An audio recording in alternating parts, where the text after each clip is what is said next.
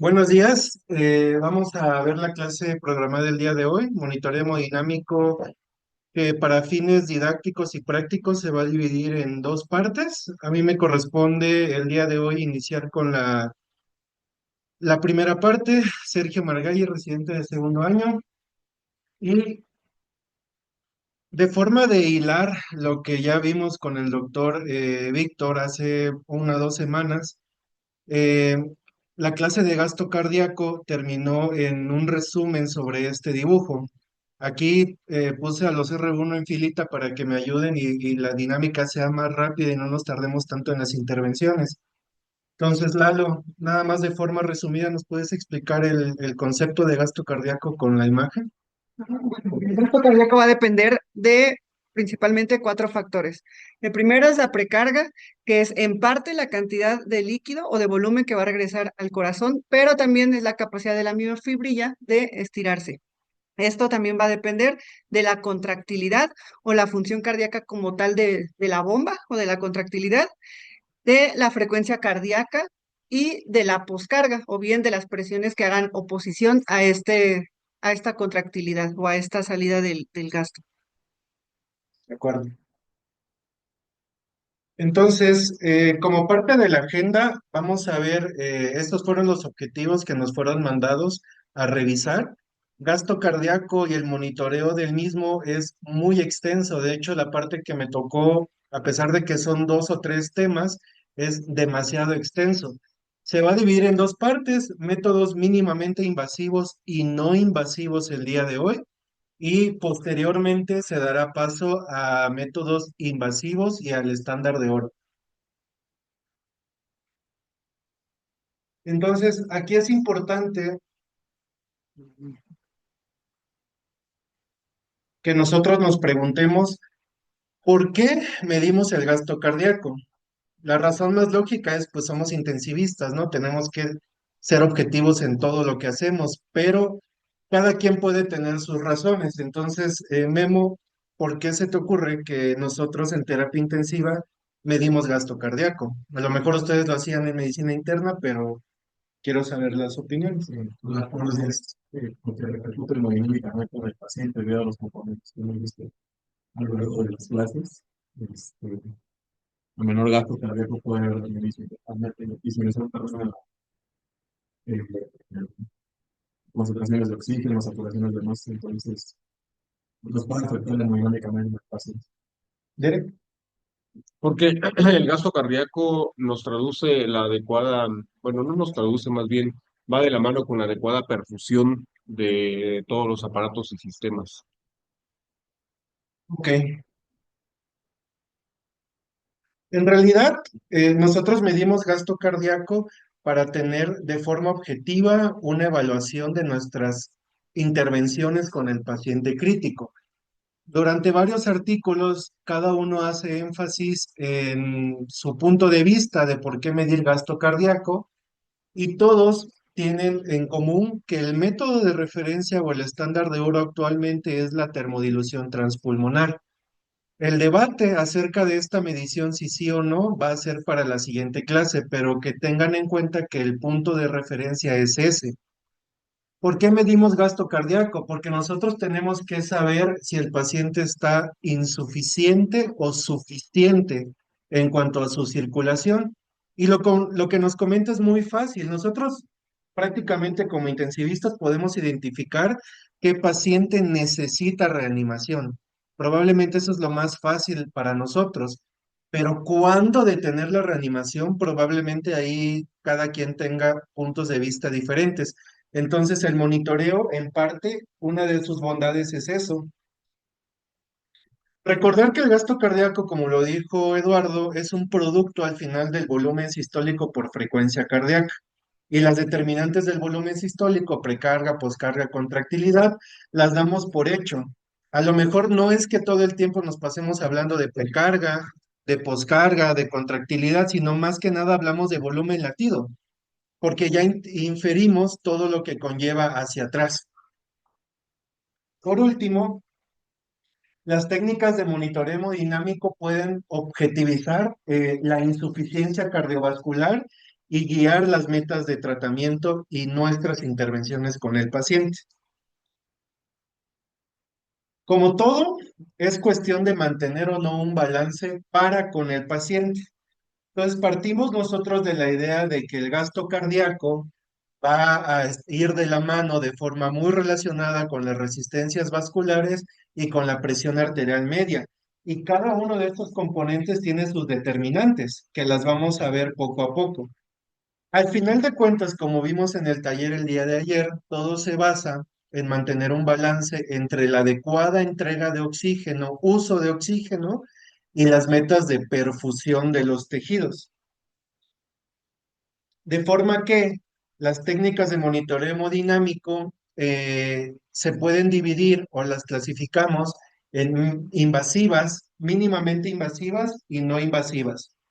Las invasivas va a ser para la parte 2, las mínimamente invasivas va a ser el fuerte de esta presentación y lo no invasivo prácticamente nosotros las venimos manejando desde la especialidad troncal. Cuando tienes un ingreso a urgencias, a medicina interna, a quirófano, pues lo mínimo que debes de tener es un monitoreo, un monitor para con el paciente que sería monitoreo no invasivo. Aquí solo quiero recalcar que hasta el momento ningún monitoreo hemodinámico, por más avanzado que sea, mejora la mortalidad. Lo que mejora es las decisiones que nosotros tomemos para con las medidas de tratamiento apropiado y efectivo.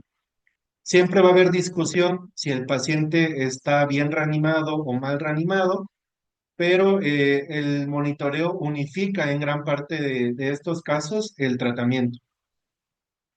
Y como todos sabemos, todo tiene un principio. El gasto cardíaco, que ayer vimos en gran parte que todo se maneja por un principio, lo podemos abordar según el principio de Fick. En sus intervenciones o en sus primeras aportaciones pusieron esta fórmula, que la vimos el día de ayer.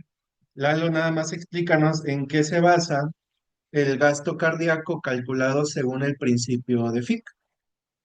El, ¿Cómo se llama? Ajá, el consumo de oxígeno, que sería la parte de arriba, y el contenido de oxígeno, tanto arterial como venoso. Bueno, la diferencia del contenido de oxígeno arterial y venoso.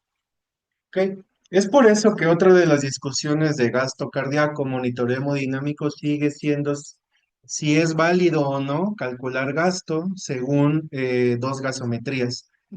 Parte sí, parte no, lo vamos a desarrollar, pero como vimos en el taller del día de ayer, los contenidos que tenemos de oxígeno en la sangre, arterial, capilar y venoso, son importantes y nos hablan de cómo está la hemodinamia del paciente siempre y cuando lo sepamos interpretar en el contexto del paciente. Si no, vamos a tomar malas decisiones con buenas mediciones, que se supone que es lo que no hacemos en esta terapia. De forma de academia o de forma de tener una ruta o un mapa conceptual, uno de los artículos que se consultaron te pone este diagrama de flujo, donde si no tienes mucha experiencia en pacientes graves y necesitas como una guía, aquí te dicen, si tienes un paciente que tiene choque circulatorio, el algoritmo te lleva de la mano para saber qué tipo de monitoreo es el que necesita tu paciente.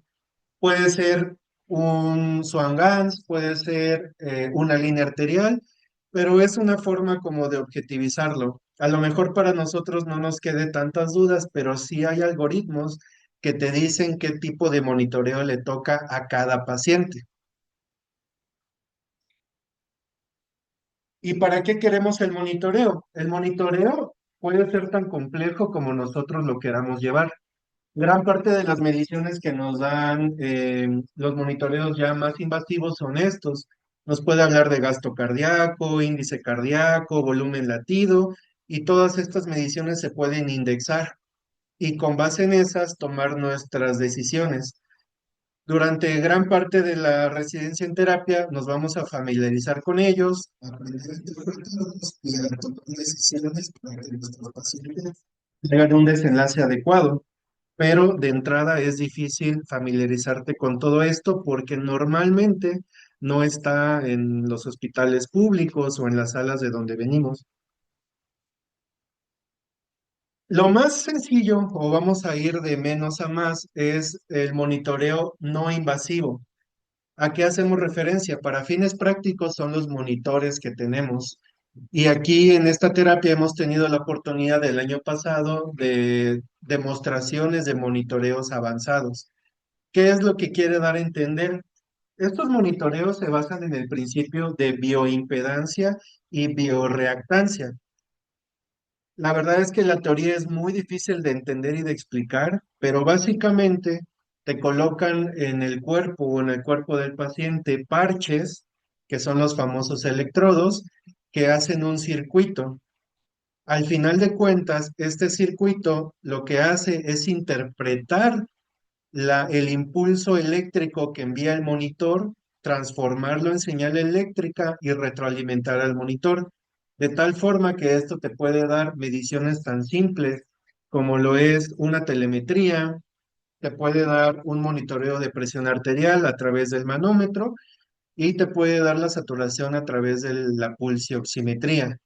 Pero lo más importante es que hay monitores, como por ejemplo el Cheetah o los productos chinos que nos enseñaron el año pasado, donde con estas mediciones no invasivas, con este principio de bioimpedancia, te pueden dar gasto cardíaco en tiempo real. Y eso son algoritmos que están patentados por las marcas que tienen el monitor, que tienen cierta fiabilidad, te lo tratan de vender como que el gasto cardíaco se acerca mucho al real del paciente, pero todavía no están bien validados. Si es lo único que tenemos para monitorizar el gasto cardíaco del paciente, adelante.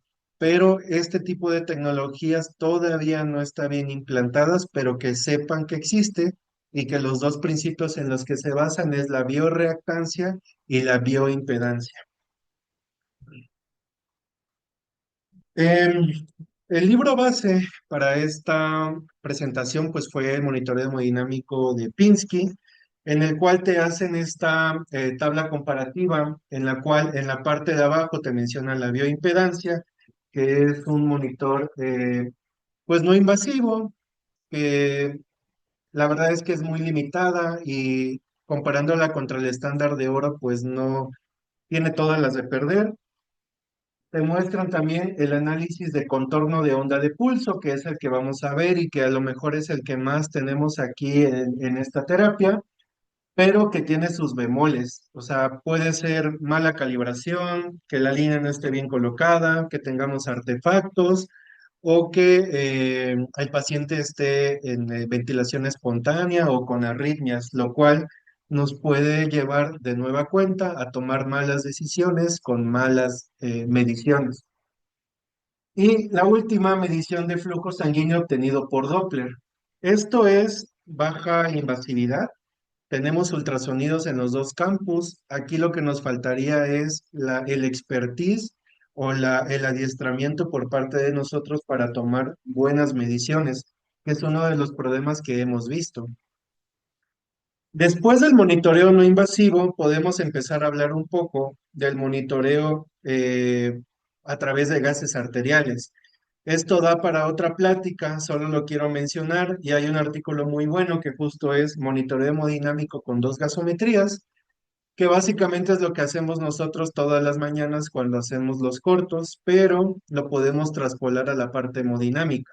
Y en lo que se basa esto, básicamente es en mediciones de saturación venosa central, delta de CO2, que ya nos hizo favor Mariana de hablar un poco al respecto, y por último, delta de contenidos para llevarlo a cierta forma a tener un aproximado de cómo está la macrocirculación y la microcirculación en nuestro paciente y tomar la decisión si necesitamos escalar el monitoreo o estamos bien en esta posición.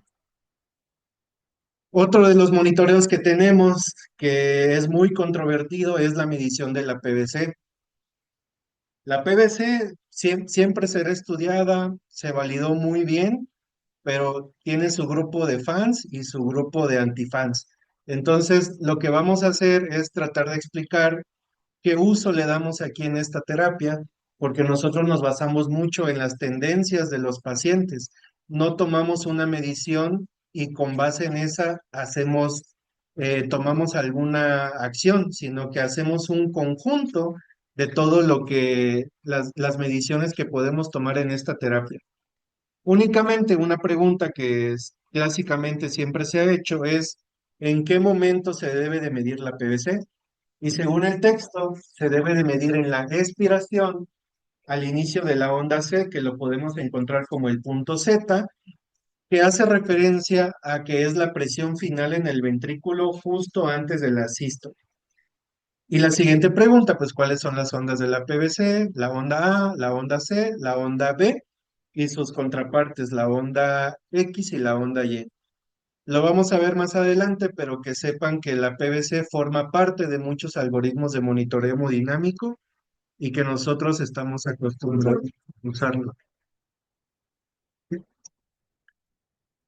Ay, se grabó con audio, entonces. Bueno, nada más voy a quitar, bueno, no, déjame quitar esto. Sí, ya. Posterior a monitoreo cardíaco no invasivo, a PVC y a monitoreo con dos gasometrías, nos metemos en algo que sigue sin ser francamente invasivo, la ecoscopía cardíaca. Actualmente es una de las competencias que todo intensivista debe de tener, sí o sí. El problema es en qué punto o cómo validamos que nuestras mediciones estén siendo correctas. Entonces, lo que nos menciona este artículo es que a través de la ecocardiograma nosotros podemos hacer las mediciones que queramos. Ayer platicábamos un poco de la función cardíaca, contractilidad, patrones de relajación, pero en esta parte nos toca hablar sobre gasto cardíaco. ¿Lo podemos usar, sí o no, en quienes sí y en quienes no? Las imágenes de la derecha, la parte de arriba es nada más para ejemplificar una apical cuatro cámaras con las cavidades derechas, cavidades izquierdas y cómo se ve el movimiento en la parte de abajo para que poco a poco nos vayamos acostumbrando a estas ventanas y a las mediciones. Ahora, aquí lo que quisiera preguntarle a alguien allá en Santa Fe, no sé si está Jesús, eh, ¿cómo puedes medir o cómo te imaginas que se puede medir el gasto cardíaco por ultrasonido? Jesús, Hola, buenos días. Pues primero habría que calcular el diámetro de la raíz aórtica y el ITB, y con eso podríamos calcular el volumen de un cilindro y saber a la velocidad a la que, bueno, con eso calcular el volumen sistólico y multiplicarlo por la frecuencia cardíaca. muchas gracias, Jesús. Sí, tiene mucho la idea, la imagen es para ejemplificar justo cómo nosotros partimos de una estructura tan compleja como lo es el corazón y lo traslapamos como si estuviéramos trabajando o intentando sacar el volumen de un cilindro, que es la imagen que está a la izquierda de la pantalla. Para sacar el volumen de un cilindro, la fórmula es pi por radio al cuadrado por altura. Eso lo sabemos. Pero ¿cómo nosotros podemos llegar a estas mediciones a través de el ecocardiograma? Eric, ¿cómo puedes estimar a través de ultrasonido el volumen de un cilindro? O sea, por ejemplo, sonido, mismo le aplica lo de la velocidad integral tiempo. Es, nosotros tomamos durante un periodo de tiempo, en este caso puede ser sería un segundo, el flujo que eyecta durante ese tiempo a través de la raíz aórtica y mediante el cálculo de la integral, nosotros determinamos cuál es el volumen estimado. Ok, si nosotros partimos de la idea de que de nueva cuenta el cilindro es pi por radio al cuadrado, lo primero que tenemos que hacer es estimar un radio y para eso tomamos el diámetro del tracto de salida del ventrículo izquierdo. Son mediciones a lo mejor un poco más complejas, pero nos basamos en eso. Y lo otro que podemos traspolar de la fórmula es la medición de la integral tiempo-velocidad o ITV o BTI. lo encuentran de varias formas en la literatura, pero el principio es este. En la imagen que ven en la izquierda tienen un eritrocito y justo el transductor o la sonda del ultrasonido está apuntando hacia ella. Entonces, la flecha que indica el movimiento es justo lo que nosotros queremos capturar con el ultrasonido, la masa o la velocidad de eritrocitos que está pasando en ese momento donde mi haz de ultrasonido está midiendo. Y para eso tenemos que hacer lo que está del lado derecho de la pantalla. De una apical 4 cámaras pasamos a una apical 5 cámaras para abrir la quinta cámara, que es la válvula aórtica. Está señalado como AB y está de color azul en la parte de arriba. Y si nosotros estamos en tiempo real, se debería de ver como la imagen en movimiento de abajo, que ya tiene aplicado el Doppler color. Y entonces estamos viendo el tracto de salida del ventrículo izquierdo, que justo sería la parte de la aorta. Y ahí pudiéramos hacer la medición del ITB. El ITB, que nosotros prácticamente le hacemos las mediciones a la mayoría de los pacientes críticos, es una integral. La integral lo que hace es hacer un promedio o una suma o integrar todas las mediciones que tiene a través de un latido. Por eso es la imagen que se ve ahí, donde se ven las barritas que están dentro de esa área, digamos, bajo la curva, trata de ejemplificar. Y entonces, de nueva cuenta, la técnica es entrar en una apical 5 cámaras, poner el ITB en el tracto de salida cerca de la válvula aórtica y tomar la medición de ITB. Este artículo nos refiere que 17 es un valor mínimo de ITB para decir que el volumen sistólico está normal para diferenciarlo de uno bajo. ¿Cómo pasamos de ITB a volumen sistólico? Es un poco más complejo, ahorita lo vamos a ver. ¿Cuáles son las limitaciones de esto? El paciente puede tener alteraciones anatómicas del tracto de salida o puede tener alguna valvulopatía que nos limite esta medición, pero estos son los principios que nosotros hacemos para calcular gasto cardíaco. Entonces, Puede estar arrítmico. o puede estar arrítmico. Eh, Al final, lo que tratamos de hacer, ya algo más centrado a nuestros dispositivos que tenemos, es tener una medición de ITB lo más cercano a lo que se ve en la imagen.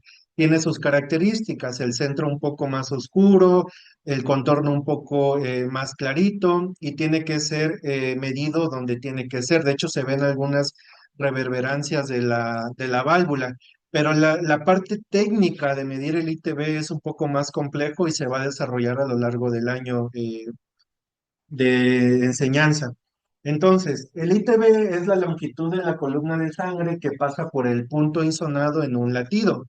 Si ven en la imagen, se aprecian 3 latidos y 3 mediciones diferentes de ITB. Si se tiene en cuenta que el tracto de salida es una estructura circular, haciendo referencia al cilindro, que no cambia significativamente de forma durante el ciclo cardíaco, puede calcularse el volumen sistólico multiplicando el ITB por el tracto de salida del ventrículo izquierdo. Y entonces, ¿cómo se saca gasto cardíaco, Eduardo? Según estas mediciones, ¿qué necesitas? Como que Ujú. por el Cuando, volumen, ajá, el volumen sistólico multiplicado por el ITB que nos obtuvimos. volumen sistólico, cuando ya lo tienes, ¿qué necesitas después? El resto de salida. Ok. Gasto cardíaco, de forma resumida, se puede sacar con volumen sistólico por frecuencia cardíaca. Entonces, nosotros en esta primer medición que se basa en el ITB, lo que llegamos a sacar es el volumen latido o volumen Ya. sistólico. Y teniendo esa medición, multiplicándolo por la frecuencia cardíaca que la tenemos enfrente de nosotros en las pantallas de todos los pacientes, podemos estimar el gasto cardíaco y si a eso le sumamos una PVC, podemos sacar resistencias y de ahí nos vamos a las mediciones que nosotros quisiéramos. De tal forma que la fórmula para sacar gasto cardíaco es la siguiente. El diámetro del tracto de salida del ventrículo izquierdo, la fórmula está en la parte de arriba a la izquierda. Diámetro del tracto de salida del ventrículo izquierdo, que esto sería diámetro, lo divides entre dos para sacar el radio de la fórmula, y si recuerdan, la fórmula es pi por radio al cuadrado. Entonces, ya teniendo diámetro del tracto de salida entre dos, lo elevas al cuadrado y luego solo lo multiplicas por la altura, que es el ITB. Y esto te da volumen latido. Y volumen latido por frecuencia cardíaca es gasto cardíaco. Entonces, con una simple medición de ITB y con una buena medición de tracto de salida del ventrículo izquierdo, podemos estimar gasto cardíaco de forma sencilla. Lo que tradicionalmente hemos hecho acá es que tomamos de referencia el diámetro del tracto de salida de los ecocardiogramas cuando el paciente tiene uno. Entonces tomamos una medición del experto y las siguientes las hacemos nosotros, que es como más dinámico. Allá en Santa Fe hasta ahorita hay algún comentario. Sí, ¿qué tal, Sergio? Buenos días. Nada más ahí aclarando un poco, partiendo de lo que dijiste que es un cilindro, ¿no? Que está bien, todo el volumen de un cilindro o todo el volumen de un prisma regular es base por altura, ¿no? La base se saca con el tracto de salida y como la base es un círculo, la fórmula que tú pones ahí es el área de un círculo. Y la altura se saca con el ITB, ¿sí? Entonces ahí nomás no sé si vas a explicar el juego de unidades, porque el ITB, o sea, porque a fin de cuentas lo que me dices es una velocidad y en el otro lo que me dices es una distancia y al último tienes una unidad de volumen. Entonces es importante nomás para cuando vayan a hacer esos cálculos. Segundo, la fórmula, acuérdate que es el área del círculo, o sea, es pi por radio al cuadrado y en esa fórmula te faltó el pi, que es una constante importante. Si hacen el cálculo con eso, les va a salir mal. O sea, el diámetro de tracto de salida del ventrículo izquierdo entre 2 es el radio al cuadrado por pi y ya tienes tu área del círculo. Lo multiplicas por el ITB, que es la integral tiempo-velocidad, ¿sí? Tiempo medido en centímetros por segundo y velocidad, perdón, tiempo medido en segundos y velocidad en centímetros por segundo, cancelas los segundos, por eso es que se quedan centímetros. Y como tiene centímetros en el otro lado, centímetros cuadrados, vas a tener centímetros cúbicos, que es unidad de volumen. Pero ojo, porque falta el pi en esa fórmula.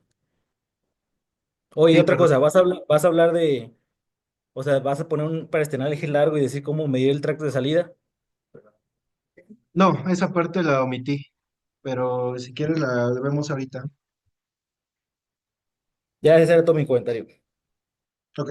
Sí, faltó pi, perdón. Ya con las partes más mínimamente invasivas, tenemos la parte de la línea arterial. Y aquí nos metemos un poco ya en cuestiones más complejas.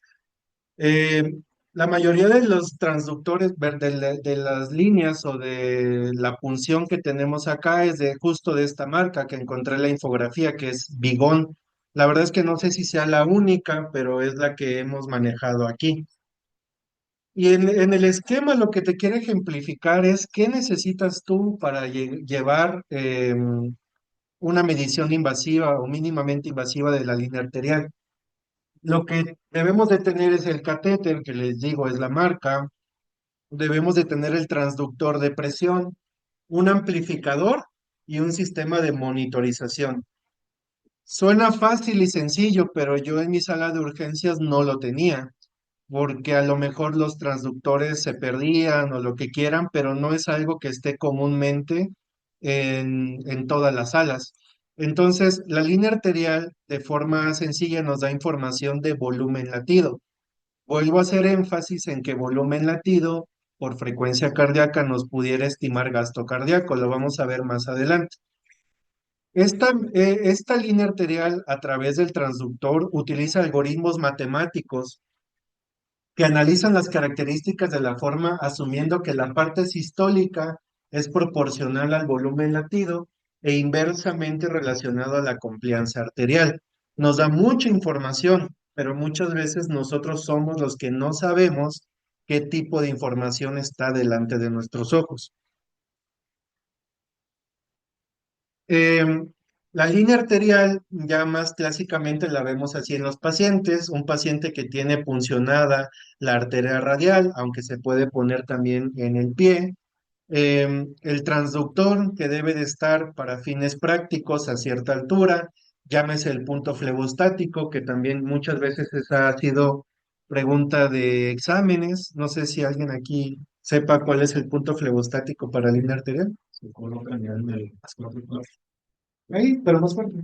Se coloca a nivel de cuarto espacio intercostal en la línea media axilar, entrando básicamente hacia la aurícula derecha. Ah, y entonces vamos a ver complicaciones ahorita más adelante de que la línea no esté en el punto flebostático. Más bien el transductor, que es el que interpreta la información, y esta información va hacia un monitor. Debemos de tener cuidado con pacientes que tengan algún tipo de arritmias, como ya mencionó la doctora Aguirre, que tengan alteraciones en el tono o que tengamos problemas técnicos con cualquier cuestión técnica de la línea, desde el transductor, el cable, hasta el monitor. Sin embargo, si lo usamos de forma adecuada, nos puede dar mucha información sobre la variabilidad de presión de pulso y o volumen latido. La imagen es una interpretación o una reducción de cómo debe de estar la línea arterial, de nueva cuenta, una arteria canulizada, un transductor que nos interpreta la información, conectado a un monitor.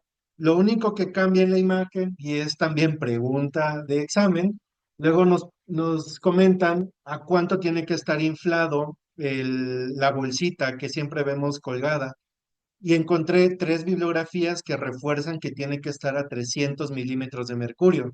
Eso, la verdad, muchas veces no está tan claro de ver de dónde sale, pero yo encontré tres bibliografías que hablan al respecto y con cierta cantidad de heparina, justo para que no se coagule la línea arterial.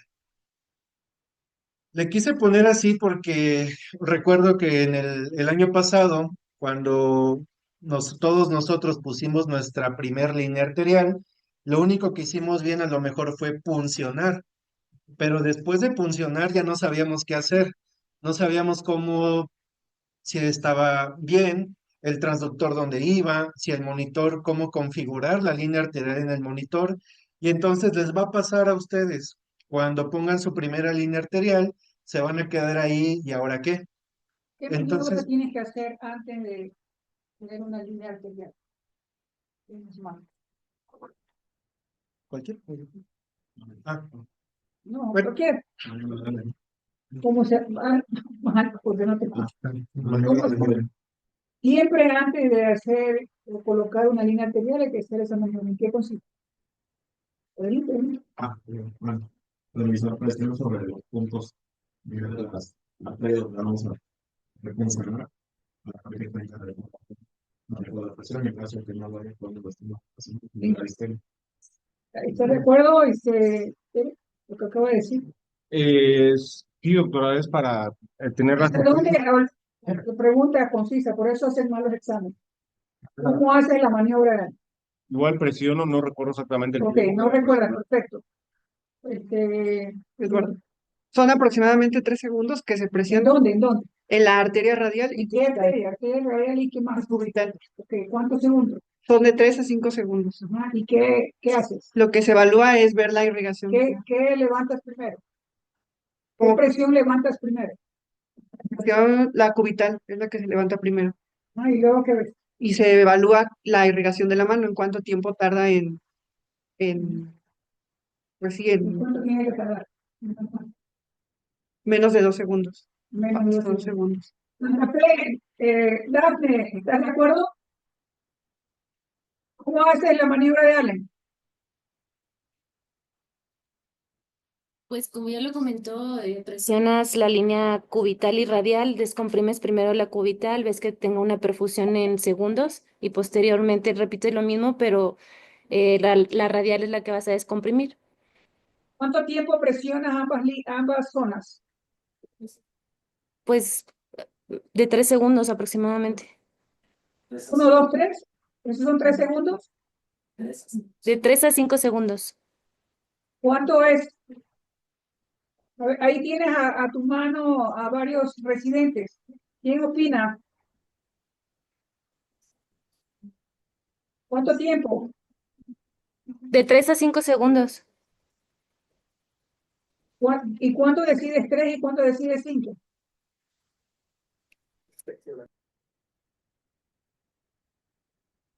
Se los dejo de revisión. Pues Dafne, generalmente es hasta que ya no haya una buena perfusión es cuando vuelves a descomprimir. O sea que el llenado. te lo dejo para mañana, lo explicas. Sí, doctora. ¿Ok? Sí. Todo esta maniobra de Allen debe estar escrita en las notas cuando ustedes vayan a poner las líneas, porque hemos tenido hace mucho tiempo la pérdida de la mano cuando no se hizo esa maniobra y demandaron. Todos debemos de hacer esa maniobra antes de poner la línea arterial y especificarla en el expediente como una nota, ¿ok? Y eso nos evalúan a todos. Cuando venga ahí un Commission International, van a preguntarle a ustedes cómo hacen para colocar una línea arterial, ¿ok? Y tienen que hacer todos esos pasos. Entonces mañana nos explicas a través de video, como lo quieras tú hacer, esa maniobra que te va a durar no menos de 10 minutos exponer. ¿Ok? Sí, ¿Santa Fe? doctora. Sí, Ok, doctora. seguimos.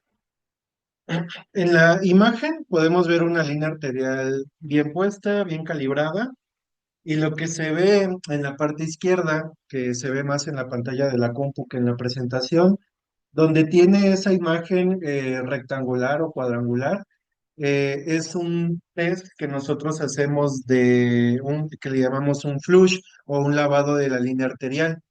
Esa imagen rectangular es justo cuando estamos dando el flush y lo que se ve después es cómo se tiene que ver la línea arterial cuando está bien colocada. Se ve como una reverberancia o un rebote y luego como estaba previamente, una línea arterial normal. ¿Qué es lo que pasa cuando nosotros tenemos errores en estas calibraciones que se llama supraamortiguada o infraamortiguada? Como ven en los recuadros, se ve que después de dar el flush a la línea arterial, la imagen de arriba tiene mucha reverberancia o muchas oscilaciones. Y la parte de abajo, que es la que está supra amortiguada, no tiene ninguna. Y entonces es una de las formas de nosotros corroborar cómo está la línea arterial, pero tiene implicaciones clínicas. Es lo que les comentaba. Nosotros podemos estar tomando la decisión correcta, el paciente necesita esta intervención, pero la medición en la que me basé estaba mal. Entonces tenemos que ser muy cuidadosos con las decisiones que tomamos según mediciones que nosotros hacemos en la terapia intensiva. Cuando está en la parte de arriba, que es infraamortiguado, se tiende a sobreestimar la presión arterial sistólica. Y por el contrario, cuando la línea arterial está supra amortiguado, se sobreestima la diastólica. Entonces tenemos que ser juiciosos para este tipo de mediciones que son ya más invasivas y que son las que vamos a tener a la mano con estos pacientes. La línea arterial nos puede dar subrogados derivados de la línea arterial, como lo son la variabilidad de presión de pulso y la variabilidad de volumen latino de la medición de la línea arterial. Estos subrogados que te hacen pensar. La línea anterior. Ujú. O sea, la línea arterial me da Pero estos subrogados, pensar en qué. lo podemos traspolar al contexto de si el paciente le falta líquidos, reanimación. Que son subrogados para ver volumen intravascular dependiendo de las condiciones de cada interno. Perfecto. Con sus muchos bemoles, porque debemos de juntar muchas condiciones para considerar que la medición está correctamente tomada en el paciente correcto. Pero esos son para profundizar más en justo en los temas y me parece que Alfonso va a dar la parte de maniobras de respuesta a volumen y mediciones. Creo que es la próxima semana. Entonces, el esquema o lo que nosotros podemos hacer es justo estas mediciones que están en los cuadros. Lo que interpreta el transductor y nos Y hace... quiero recalcar que la imagen que están viendo ustedes y que dice expiración está en inglés, porque a veces cuando vamos a un foro, En español ponen expiración, eso quiere decir que está muerto en español. Y esa expiración que está escrita ahí es en inglés, ¿ok? Porque horrores ortográficos no podemos tener a la altura en donde estamos. Ok, adelante. Lo que el transductor y el monitor nos hacen favor de hacer son justo las fórmulas que están abajo. La presión de pulso máxima menos la presión de pulso mínima dividido entre la suma entre dos y hacerlo porcentaje. Todo eso que lo sabemos hacer manual, el monitor nos lo refleja como una BPP o como una BBS o BBL. Nos hace la vida un poco más fácil, pero sí entendemos el trasfondo de dónde sale. Y para todo esto hay puntos de corte. La bibliografía lo menciona que un punto de corte aproximadamente de 11%, que volvemos a recaer que la mayoría de las maniobras de respuesta está entre 10 a 15 el punto de corte para ver si necesita o no necesita líquidos. Pero toda esta información viene, o el racional, digamos, es esto, y lo saca a través de la línea arterial, de las mediciones. Todo esto nosotros lo podemos conectar a un transductor más avanzado, a un monitor más avanzado y nos puede hablar de otras mediciones que gráficamente o visualmente se ven mucho mejor, pero son mediciones que a lo mejor nosotros con un poquito más de paciencia y de tiempo pudiéramos hacerlas de forma correcta. Lo que nos ayuda mucho de este tipo de monitores, como conectar el EV1000 a la línea arterial, es que tenemos en tiempo real las mediciones y entonces nuestras intervenciones pueden ser un poco más rápidas. No es la intención meternos a monitoreo más invasivo porque esa es la siguiente clase, pero que sepan que estos monitores los van a ver en esta terapia de vez en vez cuando tengamos pacientes que lo necesiten, porque esa es la otra, ¿quién sí lo necesita? Se los podemos poner a todos, pero no todos lo necesitan y es parte del criterio que nosotros vamos a ir formando poco a poco en quién sí y en quién no. Por último, la parte de otra medición no invasiva o mínimamente invasiva que viene en el temario es el Doppler esofágico. Su fundamento es similar a la medición de ITB. Lo que tienes que hacer es poner un ultrasonido endoscópico a través del esófago, colocar la sonda detrás del corazón y medir un ITB del flujo de la aorta en ese momento.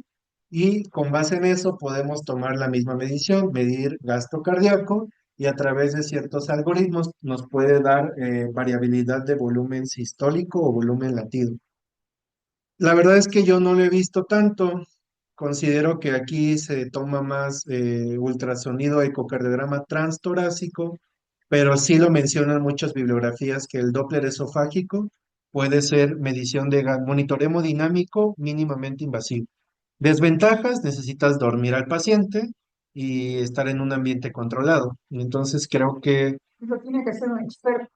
y lo tiene que hacer un experto. Costo efectivo me parece que no lo es.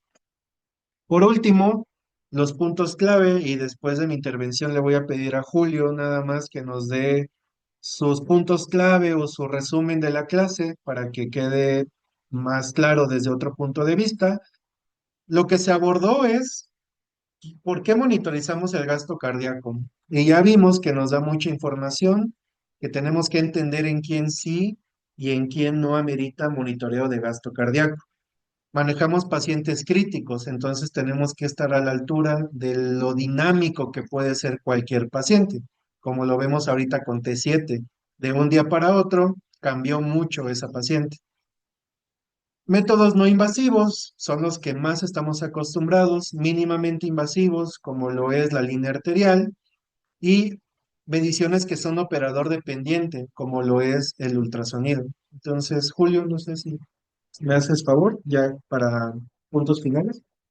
Y solamente quiero comentar, bueno, que esta presentación está ligada como parte de la monitorización del paciente en contexto invasivo y no invasivo, con el que acaba de comentar y culminar Sergio.